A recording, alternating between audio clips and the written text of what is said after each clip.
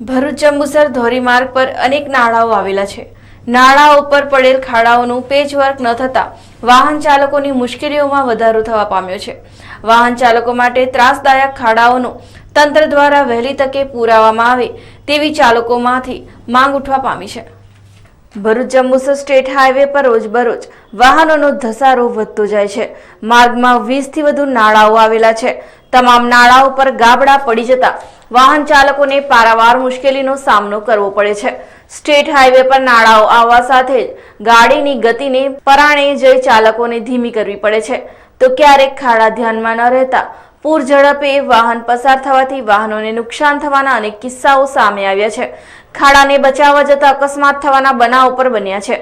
ખાડામાં ગાડી પડવાથી ભારેખમ વાહનોની એક્સલ, ટાયર અને ડ્રમને નુકસાન થતું હોય વાહન માલિકનો મેન્ટેનન્સનો ખર્ચો વધી જાય છે। તો રોજેરોજ એક જ રસ્તા પરથી પસાર થતા હોવાથી તંત્ર સાથે કોણ બાથ ભીડે એવો ભય ચાલકોને સતાવી રહ્યો છે। ગમે તેમ હાલ તો ગતિશીલ ગુજરાતમાં જંબુસર ભરૂચ માર્ગ પર નાળાઓ પર પડેલા ખાડાઓને પગલે વાહન ચાલકોની ગતિ ધીમી પડી જાય છે।